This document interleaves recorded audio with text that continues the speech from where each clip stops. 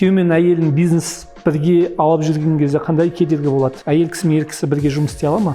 Тендерге дейін сол тұрақты жалақыға жұмыс істедім. Балаңыз бар, тамақ беру керек, оқыту керек деген сияқты, садикке апару керек деген сияқты.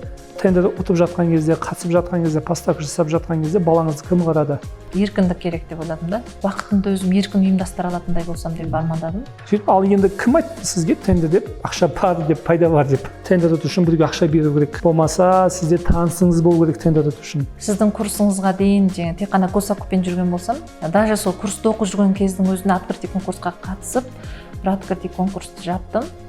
Сразу өзім курсымды ақтап алдым, даже одан да көбірек маржаға шықтым. Мысалы, қытайлармен сіз қытай тілде сөйлесе аласыз ба? Қытай тілде сөйлесем. Қытай тілді білмейтін адамдар қалай сөйлеседі? Ол тіл деген жұмыс істейтін адамға ешқандай кедергі емес екен.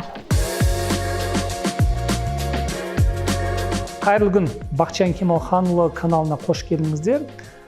Көрермендер, бүгін бізде ерекше рубрика. Әрине бізде тендер жайлы ғой. Әрқашан тендер жайлы.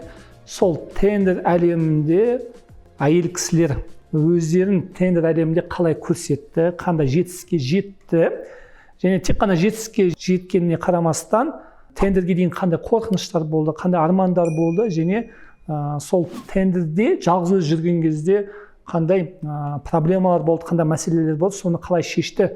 Мысалы, 3-4-5 баласы бар декреттік аналар сол бойынша сіздерге пайдалы болсын деп, әңгіме қозғайтын боламыз. Арай ханым менде оқыған, сол оқу барысында жақсы нәтиже көрсетті. Менде оқу барысында нәтиже көрсеткендер өте көп, бірақ мынандай мәселе бар екен байқадым. Оқудан кейін көптеген әйел кісілер демотивация болып, тендердегі кәсіпті тастап кетеді.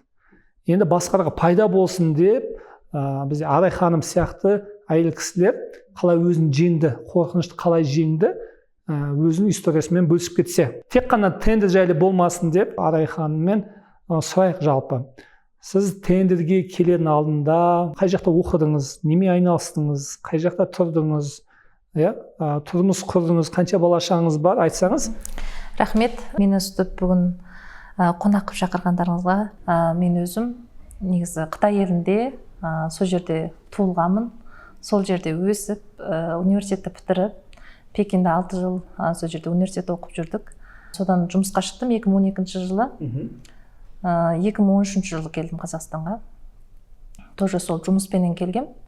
Жаңа халықаралық международный компания дейді ғой. 1,5 жылдай істедім, сосын ары қарай ол компаниядан жұмыстан шықтым. Сөйтіп жолдасыммен танысып, 2016 жылы үйлендік. Содан бері осы Алматыда тұрып жатырмыз. Қазір 10 жылдан асты. Жақсы бәрі. 3 бала-шағамыз бар. Қазір енді тендерге дейінгіні айтатын болсам, тендерге дейін сол тұрақты жалақыға жұмыс істедім. 2022 жыл пандемия кезінде онлайн үйрендім тендерді. 2020 жылы екен. 2020 жылы пандемия кезінде, карантин кезінде. Онлайн үйрендім, бірақ қанша жан таласып бір ұтайыншы деген сияқты десем де, ең басында медицинский товарлармен бастағам негізі. Маска, нелердің бәрін ұтпадым. Қанша қатысам да ұтпай қойдым да. Сосын қай жылы? 2 жылдың алдында офлайн курске қатыстым тоже. 0-ден бастап қайтадан. 2 жылдың алдында болса қай кез болады? 2022 бола ма?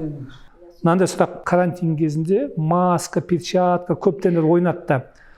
Ұта алмадым дедіңіз.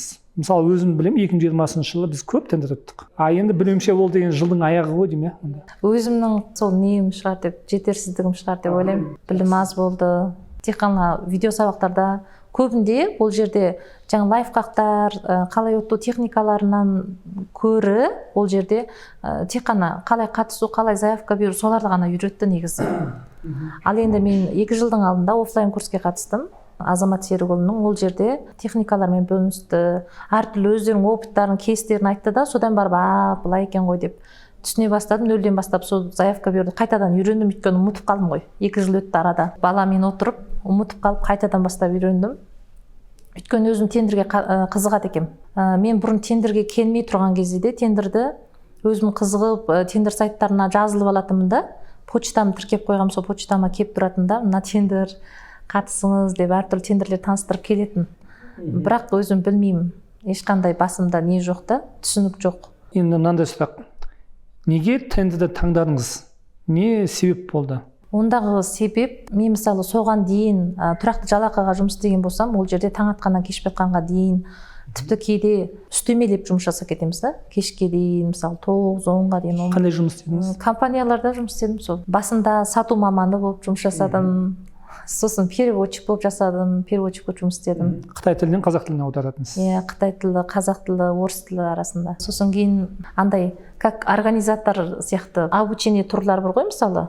Әрі келіп осы жақтан үйренеді, көреді, и бір жағынан туризм келіп саяхаттап кетеді ше. Біз көбінде соңғы 2 жылда Гонконгтағы студенттермен, оқушыларменен, жаңағы мұғалімдермен солай жұмыс жасадық. Сол кісілермен Қырғызстанға да бардық, Өзбекстанға да бардық. Қытайлар ма, әлі қазақтар ма? Қытайлар. Қытайларды Қазақстанға алып келесіз. Мен сол қытайлармен жұмыс жасадым ғой. Қытайда сіз тұрдыңыз, оқыдыңыз, сол жақ заводты көрдіңіз, мүмкіндікті көрдіңіз, сол нәрсе тендерде бар екен көрдіңіз, Иә, көрдім. Және байқап жатқаным, сізде анда ұйымдастырушылық қабілет, яғни адамдармен сөйлесуден ұялмайсыз, сата аласыз. Яғни сол нәрсе кезіндегі тәжірибе сізге қорықпау, әрекет етуге көмектесті. Сөйтіп, ал енді кім айтты сізге тендер деп, ақша бар деп, пайда бар деп, сол тендер келердің алдында? Ең басында Дәулеттен Мырзаның парақшасынан көрдім, өстіп, тендер істеуге болады деп, сосын бір декретте отырған ана шықты, таныстырды өзін. Мұғалім екен да, мұғалімдік істеп жүріп, тендермен айналысатын екінші кәсіп ретінде. Содан кейін ойладым, маған енді тұрақты жалақыға істеу, таң атқаннан кеш батқанша жаңа жұмыста жүру, сосын балаларым ұсақ, олар жаңа көп ауырып қалатын мен. Ол кезде бастаңызда қанша балаңыз болды ол кезде? Ол кезде 2 бала. Ауырып сырққа қалады, көп сөйтіп жұмыста қиналып кеттім, өйткені мен жұмыста істеп жүргенде жалғыз баланың өзін қарап бола алмай, қайда тастарын білмей, ана жерге қаратып, мына жерге қаратып, нянка алып, нянка алмастыра бердім да. Өйткені жұмысым қатты қарабас болды. Содан кейін ойладым уже, маған болмайды, өзім жеке жұмыс істеуім керек, жеке шығуым керек, еркіндік керек деп ойладым да. Уақыт керек. Мысалы мен қай кезде жұмыс істегім келеді, істеймін, қай кезде жұмысым шығады, барып жұмыстарымды барып келе алатындайшы, уақытымды өзім еркін ұйымдастыра алатындай болсам деп армандадым. Сол себеп тендер таңдадым. Түсінгенім 2020 жылы сіз тендерден ақша бар екенін түсіндіңіз. Мынандай сөз естідіңіз ба, ол жақта тендер өту үшін біреуге ақша беру керек. Болмаса сізде танысыңыз болу керек тендер өту үшін. Болмаса ұтсаң да ол жақта заказчик тауарды қабылдамайды деген әңгімелерді естідіңіз ба? Естідім, иә. Бірақ та бізге жаңа үйреткен кісі айтты, ұтуға болады, аға көкейсіз ұтуға болады деп, ұтқандар болды жанында. Сондай бір кездесу ұйымдастырды ең соңында. Сол кезде келіп ұтқандар айтты өздерін. Содан кейін барып, ұтуға болады екен ғой деп. Сендіңіз, жақсы. Значит, мен өзім дұрыс істемедім деп ойладым да. Жақсы. 2020 жылы сіз оқыдыңыз онлайн, ұтқан жоқсыз білімше, сол кезде жұмыс істеп жаттыңыз ба айлыққа әлі? Жоқ, декретте отырдым да. Декретте отырдыңыз. Жолдасыңыз сізге бұл жерде демеу болды. Иә, екінші балам аяғым ауыр болды да, содан декретте отырдым. Уақыт бар. Иә. Одан кейін үшінші балама декретке кеттім, содан сөйтіп отырып қалдым. Ана жұмысқа да барған жоқпын қайтып. Сол беті тендермен. Ол 2022 жылы үшіншісіне аяғыңыз ауыр. Үшіншісі дүниеге келді. 2022 жылы уже тендермен айналысып бастадыңыз, уже тендер ұтып бастадыңыз ғой. Иә. Сол тендер ұтып жатқан кезде балаңыз бар, тамақ беру керек, оқыту керек деген сияқты, садикке апару керек деген сияқты. Тендер ұтып жатқан кезде, қатысып жатқан кезде, поставка жасап жатқан кезде балаңызды кім қарады? Кедергі болмады ма? Жолдасыңыз қоя қойшы деп айтты, сіз үйде отырып бала шағаны қарауыңыз керек деп айтты ма деген сондай болды ма проблемалар? Менде көбінде жолдасымен проблема болмайды. Мені қолдайды, не істесем де қолдайды. Жақсы.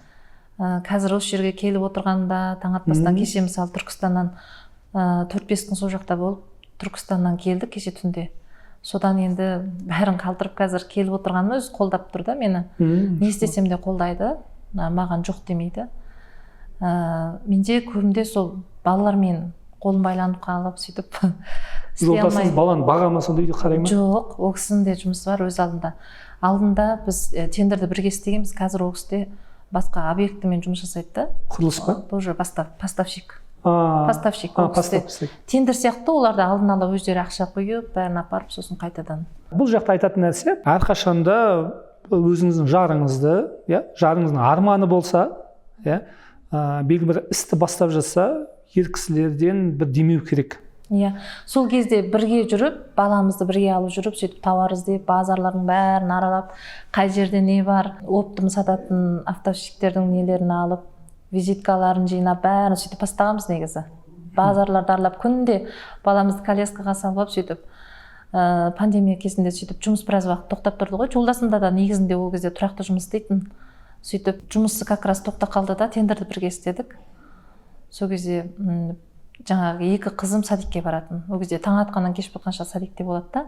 Кішкенесін алып алатынбыз өзіміз коляскамен сөйтіп жүріп бастадық. Балаңызды коляскаға салып алып жұмыста жүресіз? Қандай болмасын, қыста да сөйтіп істедік қой. Андай қыстық нелерін салып аламыз да, бүткіл базарларды аралаймыз еще. Өзіміз ұтып алған тауарларды болса іздейміз бірге. Жолдасым да жақсы көмектесті. Сөйтіп менің тендерді былай айтқан кезде алып, бір дәрежеге жетіп, бір өзім оң солымды парықтап, мен істеп бір кәсіп қыла алады екен ғой дегенше мен жолдасым аяқтан тұрғанға дейін көмектесті ғой. Одан как раз өзінен де жұмысы жүріп кетті. Сонымен ол кісі қазір өз жұмысында, мен өзім. Күйеуі мен әйелін бизнес бірге алып жүрген кезде қандай кедергі болады? Әйел кісі мен ер кісі бірге жұмыс істей ала ма? Істей алады. Істей ала ма? Біз істей аламыз негізі. Біз барлық жерде біргеміз ба? Бірге жүресіз. Керемет. Жолдасыңыз сізді қолдайды екен, бірге жолдасыңызды сол салада жүр екен, тендер сияқты поставка жасайды екен. Енді осыдан түсінген нәрсе, тендерден ақша табыс тауып жатсыз. Шамамен осыған дейін қанша барлық суммасы қанша теңге ұтқан?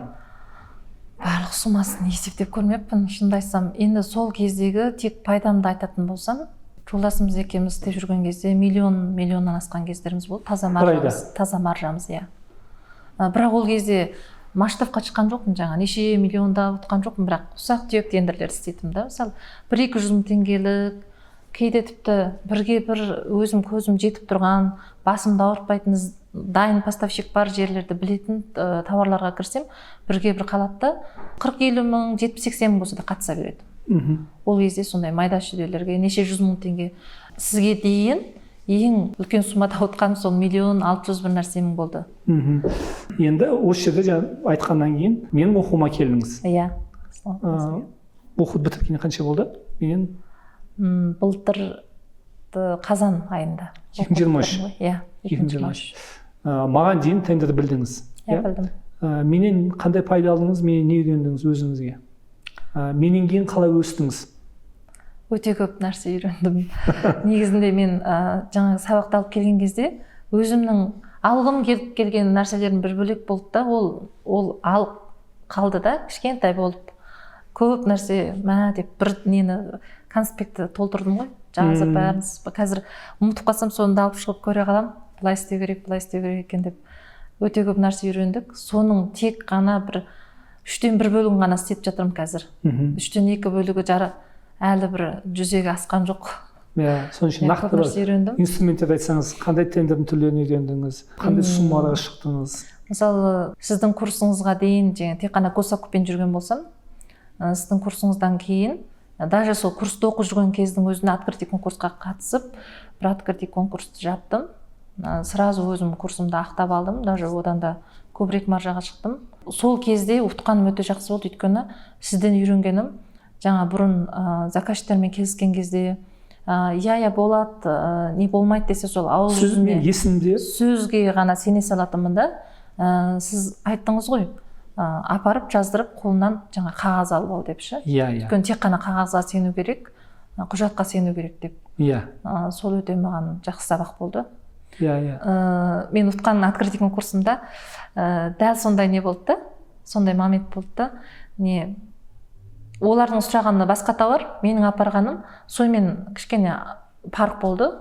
Модельдері, несі бәрі ұқсамайды. Характеристикасы.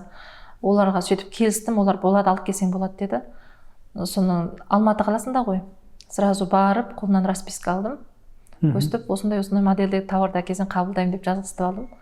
Сонымен қорықпай Қытайдан заказ беріп әкеліп апарып жауып тастадым. Курстан ең үлкен алған тәжірибем десем болады. Иә. Открытый конкурсты білдім. Самұрық қазына. Самұрық қазына, Мидворк. Қазір үлкен сумма ұтып алған қандай? 8 миллион тендер ұттым. Қазір орындап жатқаным 4 миллион 775 мың. Бір больницаның контейнерін ұтып алғанбыз. Мусорный шелек. Заводтан алдырып уже. Қанша пайда? Одан 2 миллион асты. Керемет. Өзіміз 4 миллион бір нәрсе ұттық қой. Жақсы. Ол тендерден енді айтасыз ғой 1 миллион пайда бар, 2 миллион пайда бар. Сол ақшаға осы тендер кезінде өзіңізге бір сатып алған зат бар ма? Мысалы, машина, үй, телефон, шетелге қыдырдым деген сияқты басқаға пайда болсын деген сияқты. Не өзгерді табыс жағынан? Ақшадан бөлек тағы. Жаңа жалақыға жұмыс істеген кезде ақшамыз жетпей соны қиналатынбыз. Бір нәрсені ойластырсақ, жаңа арзандауын алуға тырысып сөйтетінбіз ғой. Қазір енді ең жақсысы қайсы деген сияқты солай сатып алатын болды. Енді бір қатты шетелге қыдырдым деп айта алмаймын. Жақында ғана Түркістанға барып келдік, кеше ғана келдік. Жақсы қыдырып қайттық, ешқандай бір ақшаны ойламай, ақша жетпей қалатын болды, арзандау бір жерге барайық, арзандау кафеге барайық деп ойласқан жоқпыз. Бәрін ең жақсы жерлерде жүрдік. Енді Құдай қаласа жыл соңында шетелге барамыз деген планымыз бар. Қуаныштымын. Одан бөлек жаңағы ортасында естіп қалдым. Сіз кішігірім тендерге инвестиция салып жатсыз ба? Ақшаны көбейту жағынан? Иә. Көп емес, енді ғана бастадым, Құдай қаласа. 4 миллион ғой, сол. 4 миллион ғана қостым, Қытайдан закуп қой. Менде қазір сол екі бағыт, біреу тендер, мейлі өзім істейін, мейлі біреуге ақша қосайын, ол тендермен айналсам бір. Екіншісі Қытайдан закуп алдырып берем. Өйткені енді Қытай тілін беске білем ғой. Барлық заводтарға шығып, қазір мен мысалы айтатын Қытайға барып, заводтар іздеп, маған керек емес та, интернетте отырып, бәрімен сөйлесіп, заводтармен сөйлесіп, бәрін заказ ала берем. Қазір өзімнің бүткіл тендерде жауып жатқан заказдарым бәрін Қытайдан өзім осы жерде отырып қана алдырып жатырмын да, сонымен жауып жатырмын. Қай сайттар басқаға пайда болсын? Менің ең көп қолданатыным сол 1688 ғой. 1688. 1688-ге мысалы қытайлармен сіз қытай тілде сөйлесе аласыз ба? Қытай тілде сөйлесем. Қытай тілді білмейтін адамдар қалай сөйлеседі? Ол енді алдында үйретті ғой сіздерде 1688 бастапқы жаңағы регистрациясынан бастап тіркелуі несі, жаңа Алипрайсқа тіркелу, соның бәрін үйретті ғой. Жаңағы переводчигін қосып қояды, сөйлейтін окошкасына переводты қосып қояды да. Переводчик бар. Ол тіл деген жұмыс істейтін адамға ешқандай кедергі емес екен. Мен бұрын саудаға неге келмей тұрғанда ойлайтынбыз ғой. Ойбай, ол тіл білмесе істей алмайды, тіл білу керек сөзсіз деп. Сосын бір кісілерді еститінбіз, ешқандай тіл білмейді, сол бір шетелге барып сауда істеп жүрген кісіні білеміз да, бизнес істеп жүрген. Мә деп қалай мүмкін деп. Қытаймен емес, даже ол кісі басқа бір мемлекетке барып істейді екен, тіл білмейді екен. Тіл білмейді, барып. Сол таңқалатынмын, сөйтсем ол керек емес екен, неге істеймін деген адамға. Көбінде анау тех спецификацияны көрген кезде қазақшасынан көру, орысшасын көремін, өйткені қазақшасына көп мән бермейді ғой. Қате переводтап, қате аударып қояды. Орысшасын көремін, бірақ орысшасын 100% түсінбеймін. Google переводты ашып қоямын да, сол жерге салып, сөйтіп ешқандай кедергісіз жұмыс жасап отырмын. Жақсы. Мысалы, жаңадан тендер бастаймын деп жатқан кісілер бар ғой, солар жалпы қалай бастасын? Сыновкада қатысқан дұрыс па, открытый конкурс дұрыс па, самұрық қазына дұрыс па, қандай сумма қатыссын, тендердің қандай түрлеріне қатыссын, сіз қандай кеңес бере аласыз? Өзіңіздің тәжірибеңізден. Өз басымнан айта берейін, Мен ең басында сол сыновкадан бастадым ғой. Жаңағы тех спецификацияны қарап үйренуді, оны жаңағы миыңда бір қиын деген нені алып тастау керек. Қиын деген түсінікті. Өйткені көп шытырман сөздер болса қиын деп оңай нәрсеге қарай жүгіреді да. Оңай нәрсені елдің бәрі біледі мысалы. Фотоаппараттардың көбінде андай техникалық заттардың несі ұзақ болады ғой. Соларды көріп үйрену керек. Оның да өзінің техникалары бар, өзінің жаңағы фишкалары бар. Оның бәрі курста үйретеді ғой. Сол бойынша жаңа өзінің инструменттері бар, салып қарайтын. Кейбір кезде сол неге салып қараған кезде бірге бір шығарып береді ғой. Осы зат деп фотосы мен есімде. Тексеруді айтып жатсыз ба? Тексеруді айтып жатырмын. Заттарды Google-ге салып қарау керек, жан-жақты қарастыру керек. Негізі жолын табамын деген адамға жол көп қой.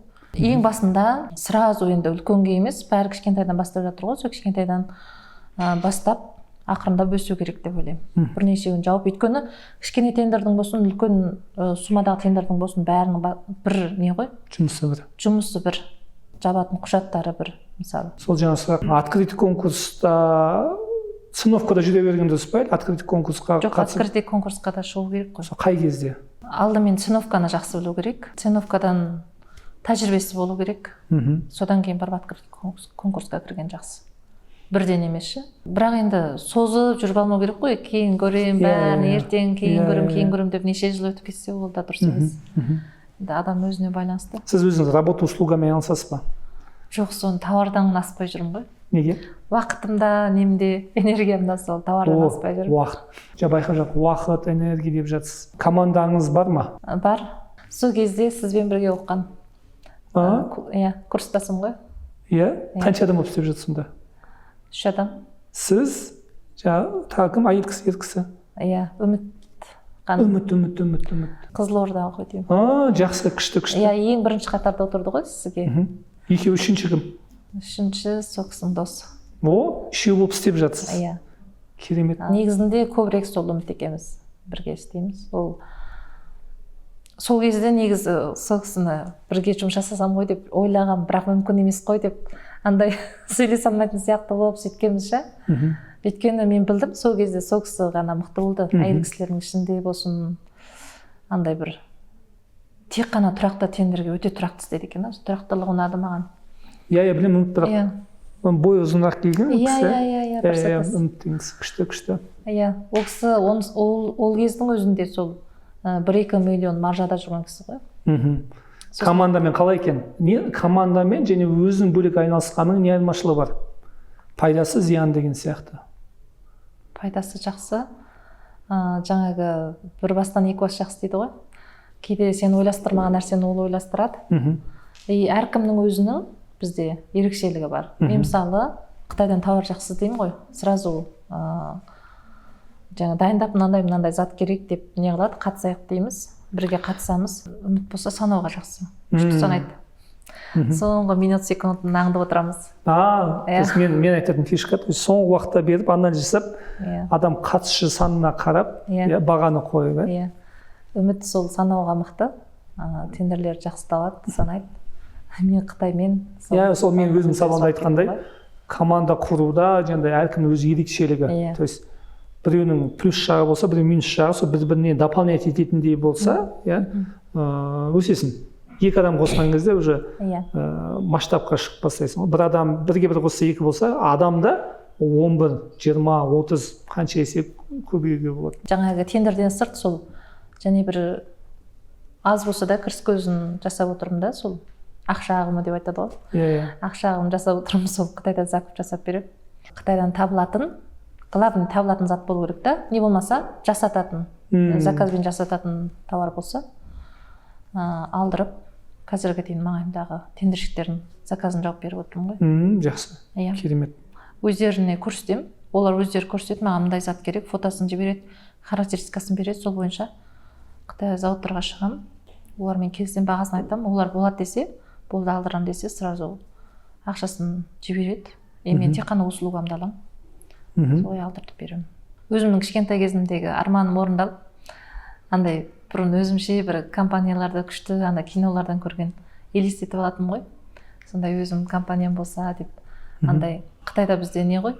Тұрақты қызмет болғанда үкіметке істеген жақсы көреді. Үкіметке істесең, ол жақта абыройлы болып, атақты болып жүресің да. Ой, үкіметте оны көңіян деп айтады да. Соған өткендер ғана мықты, өтпегендер нашар деген сияқты понятие бар да. Бірақ бермедім өзім. Андай бір еркіндікті жақсы көремін кішкентай кезімнен. Әке шешеме де рахмет айтамын, өйткені ол кісілерде мені бір қатты қысым түсіріп, сен сөзсіз мынандай істейсің, анау мынау демейді. Әрқашанда мені талғамыма құрмет етеді. Бетімнен қақпайды. Иә, осы жақтан түсінетін нәрсе, әрқашанда қасындағылары сізді түсініп, сізге поддержка берсе, сіз сол алға қойған арманыңыз бар, мақсатыңыз бар, соған жетуге жеңілдеу болады. Яғни орта ғой.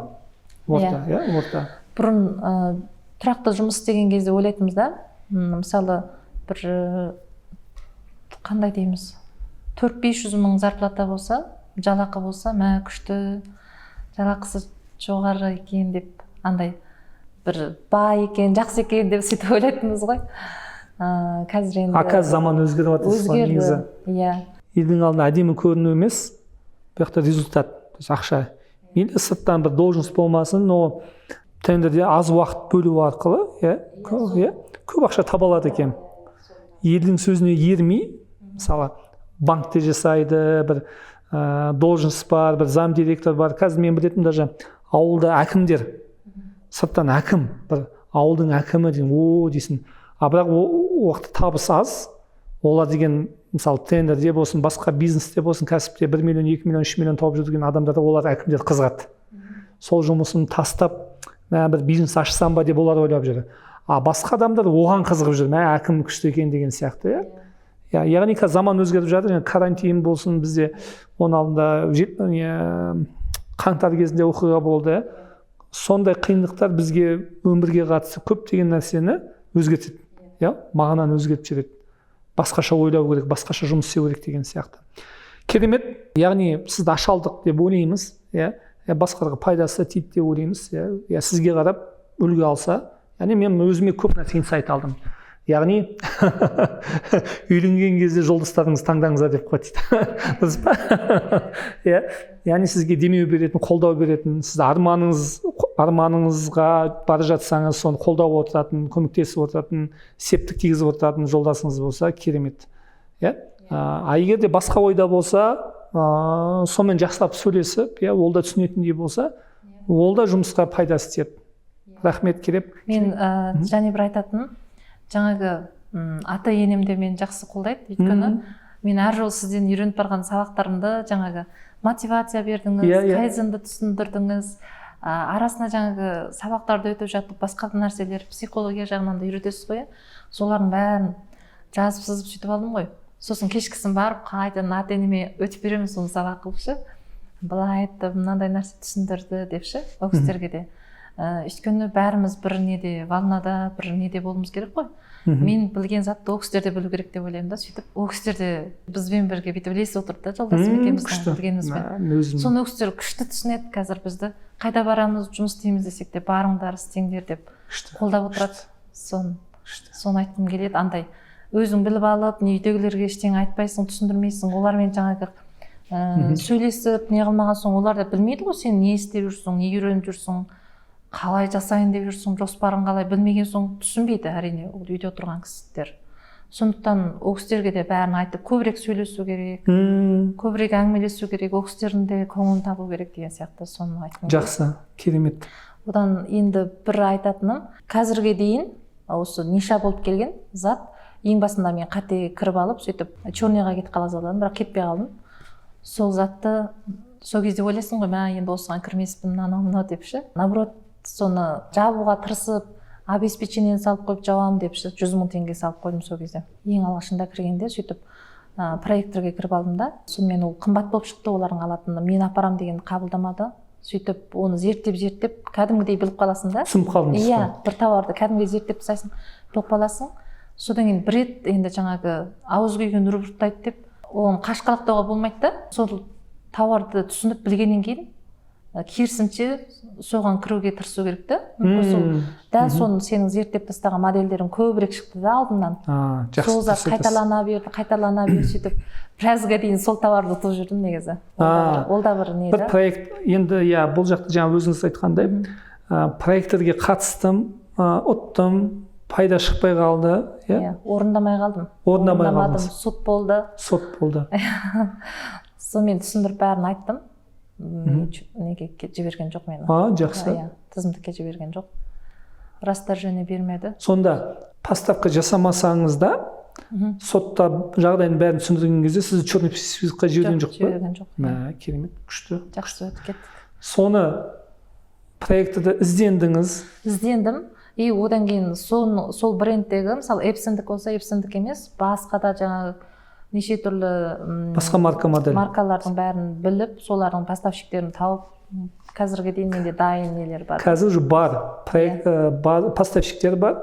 Сол проекттер ойнап жатса, соған тендерге кіре аласыз да, уже қатыса аласыз. кірем и примерно бағасын біліп тұрамын да ана жерде. Дәл соны зерттемесем де ананы оқып бірнеше нелер бар өзінің маңызды характеристикалар, сол жерге қараймын да примерно бағасын біліп тұрамын. Жақсы, керемет. Яғни қиындықтан яғни жаңағыдай минусқа кетсеңіз, орындамасаңыз, черный списокқа кетсеңіз, ол зияннан гөрі пайда жағы бар дейсіз ғой. Сол кезде қатты қорықтым. Қорқып, не істеймін деп деген ұйқым қашып, анандай алаңдап, сондай қатты, сондай кездердің бәрінен өттім ғой енді. Осы жерде маңызды сұрақ. Бірінші келген кезде сіз үшін заказчик сол қандай қорқыныш, неге сөйлесе алмайсыз? Алдыңызда кім тұрады деп елестетесіз? Ұтып алып қорықтым, қуанбадым, наоборот қорықтым бірінші тендерімді ұтып алған кезде. Не істеймін, сол мен тауып тұрған таппадым, даже рас таппай ұтып алыппын. Интернеттен зерттедім ең бірінші рет сол тауарды. Сөйтіп мөлшерлеп бағасын біліп тұрдым да қатыстым, ұтып алдым. Енді таппай қалсам қайтем, орындай алмай қалсам қайтем деп. Заказчикке оны базарға барып тауып алдым да тауарды. Енді соны көрсетейін десем қорқам ғой. Білмеймін, ол бір өзім ішімде қорқынышым шығар деп ойлаймын. Миымдағы шектеу. Қорқыңыз барлығыңыз не істейді? Ұрама.